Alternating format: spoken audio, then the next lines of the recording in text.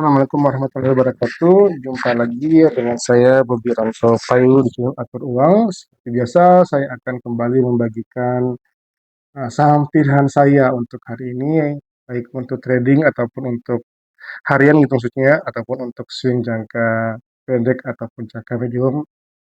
Nah, setelah hari kemarin Senin saya tidak ada pilihan saham ya, karena saya kemarin tuh lagi sementara ada kesibukan cukup padat, jadi saya tidak ada pilihan saham dan saya pun tidak trading ya, kecuali memantau beberapa saham yang ada sudah di portofolio gitu. Nah, hari ini, hari Selasa tanggal 14 Mei itu setelah melihat penutupan pasar kita kemarin ya, IHSG itu kemarin dia tutup uh, uh, ditutup positif ya, naik 0,5% setelah tempat menyentuh level terbawah. Ini ada shadow-nya itu tempat menyentuh level terbawahnya, tapi kemudian dia bisa pullback di sesi kedua dan akhirnya dia bisa tutup di level positif. Nah, ini sekaligus ada apa namanya menunjukkan arah pembalikan ya. Setelah beberapa hari ini dia tertahan di area supportnya gitu. Itu untuk ISG. Tapi saya tidak apa namanya tidak melihat itu gitu. Tapi saya tertarik dengan beberapa saham yang secara fundamental baik gitu ya. Sudah cukup saya pulak balik di situ, sudah kenal gitu maksudnya dengan sahamnya, kemudian juga rutin bagi dividen. Tapi justru beberapa hari itu dia turun terus, yakni SMSM, saham SMSM. Nah, saham SMSM ini tuh sangat menarik ya. Tadi saya katakan bahwa dia punya fundamental yang ciamik gitu ya, rutin bagi dividen. Teman-teman tuh bisa cek di apa namanya di RTI atau di platform teman-teman sendiri bagaimana saham ini gitu. Ini adalah saham yang cukup menarik secara fundamental, tapi emang secara teknikal dia sudah agak mahal gitu ya. Dari waktu sempat dia menyentuh level 2000 itu dia sudah sangat mahal secara valuasi memang. Untuk SMSM ini adalah merupakan salah satu perusahaan otomotif ya, sejenis auto gitu ya, gitu, yang memproduksi berbagai macam onderdil kendaraan. Jadi ini sifatnya ya sebagai perusahaan pelengkap ya. Eh, jadi kalau misalkan ekonomi lagi baik, penjualan mobil lagi baik, maka dia juga akan mempunyai sentimen untuk naik. Nah, SMSM ini tadi secara fundamental ya, secara teknikal ini memang SMSM ini koreksinya cukup dalam setelah beberapa hari ini 1 bulan terakhir ya, dari awal tahun nih, dari awal tahun dia kemudian dia turun terus sampai hari ini tuh di level 1620. Nah, bagi teman-teman yang sudah punya tentunya kan panik nih. Panik kalau memang dia apa namanya all in. Makanya saya selalu bilang jangan pernah all in di satu saham kalau memang niatnya trading. Jangan pernah all in di satu saham. Apalagi kalau untuk SMSM ini dia di harga itu udah cukup tinggi nih, makanya agak berisiko kalau kita mau all in gitu. Karena kalau dia turun ya kita udah tidak punya lagi yang peluru. Itu kenapa saya tidak pernah sarankan untuk all in di satu saham sebagus apapun sahamnya kalau untuk trading ya. Karena kita tidak tahu apakah harga akan berbalik atau terus gitu. Jadi sebaiknya diatur uangnya. Nah, bagi yang punya tapi tidak all in, ini masih bisa mengatur. Nah, nanti saya coba akan bagi bagaimana trading plan-nya gitu. Oke, tapi bagi untuk yang belum punya, ini justru adalah kesempatan yang sangat menarik. Kenapa menarik? Kita lihat dulu ya. Kita lihat dulu cara analisanya. Nah, ini saya akan coba menarik level buy eh, siapa namanya SMSM ini dari harga terendahnya lah gitu ya. Sini 1194 waktu saya ambil yang tertingginya di level 2084. Saya ambil aja mungkin ini karena shadownya sini aja ya. Saya ambil ini. Ini saya ambil level-level harga untuk Fibo untuk SMSM ini. Nah, terlihat bahwa ya apa namanya SMSM ini waktu hari Senin itu dia sudah menembus level Fibo 0,38-nya dan sekarang dia di area Fibo yang 236-nya antara 236 sampai 382. Dan ini adalah biasanya ini adalah merupakan area reversal yang cukup kuat biasanya ya. Nah, ini juga ditunjang dengan adanya eh, titik support secara support secara teknikal ya, ada beberapa titik itu.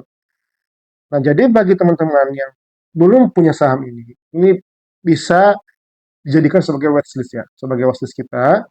Kita akan lihat apakah nantinya dia kalau secara teknikal ya ini masih mengambang nih, dia akan karena dia di area sini sudah nembus supportnya, jadi ini akan jadi sistemnya, sehingga dia justru akan berpeluang besar untuk ke sini mengetes area supportnya berikutnya yakni di level 1495. Nah, jadi bagi teman-teman yang belum punya ini bisa dijadikan sebagai titik awal nih untuk masuk nih di level sini 1500 di sini, di level 1500 di area supportnya. Nah, kemudian kalau misalkan dia break, berarti kan kita masih punya harga di level sampai di level 1200 ini. Itu menurut saya. Jadi kenapa ini sangat menarik. Nah, kemudian tentunya bagaimana trading plan-nya kalau untuk yang bagi mau masuk ke saham-saham ini gitu. Jadi kita akan coba set up apa namanya trading plan-nya adalah kita akan masuk di area ini, di area 1500 ya, di area 1500 masuk pertama. Masuk kedua adalah di mana?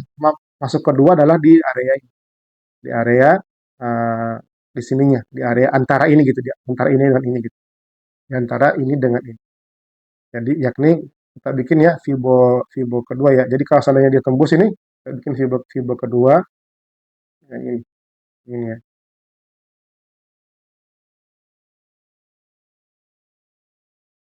Gitu. Kita bikin area Fibo kedua, kita perhatikan level-level beli yang ini. Kita perbesar ya. Hmm, level besarnya gitu. Jadi kita punya area-area Fibonya ini ada 1500, kemudian ada 1403 dan 1303 dan seterusnya gitu. Jadi ini segini, maksudnya saya membuat Fibo ini adalah untuk membuat level beli tahap ya. Sehingga nanti kita akan setup untuk trading fee-nya adalah kita akan beli pertama ya seperti ini, kita akan beli pertama di sini di 1500. Lalu kemudian untuk level beli keduanya itu kita akan setup di sini. Kita akan setup di mana ini? Di level ini aja, di level Vivo 1358 ya, di level 1358. Level beli di 1358. Itu juga boleh terserah nanti ya teman-teman ya. Kemudian level beli ketiga adalah di ini 1214, di 1214. 1214. Nah, kemudian berapa alokasinya? Berapa alokasinya gitu. Nah, jadi untuk alokasi sendiri untuk money management itu adalah yang pertama, tentukan dulu SM-SM ini kita mau masuk berapa banyak. Artinya berapa persen dari total portofolio. Jadi misalnya kalau kita punya uang 100 juta, kita mau masuk berapa nih di sini gitu. Misalkan 30%, berarti kita masuk 30 juta. 30 juta dari total dana kita yang siap untuk dialokasikan gitu. Nah, masuknya adalah bukan sekaligus jebret 30 juta, enggak. Tapi bertahap. Jadi beli dulu di sini 1500 tuh 10 juta. Saya pakai ini ya, saya pakai 10, 30, 60. Boleh juga Anda pakai 20. Masalah. Kalau saya sih beli ini, tergantung resikonya ya. Kalau Anda mau beli, kemudian kalau misalkan dia tembus nih ya, dia tembus, Anda jual di level, Anda beli lagi di level 1000 yang ini dengan alokasi 30% dari ini. Jadi 9, jadi di sini 3 juta, di sini 9 juta, di sini 18 juta. Kalau Anda mau pakai uang 30 juta. Kalau Anda mau pakai uang kalau Anda mau pakai uang 10 juta, berarti di sini adalah 1 juta, 3 juta dan 6 juta. Itu ya. Kemudian bagaimana kalau misalkan ini semuanya terpenuhi? Bagaimana resikonya nih? Bagaimana resikonya gitu? Bagaimana resikonya adalah misalkan ini kita jual di level segini, ya level alt gitu.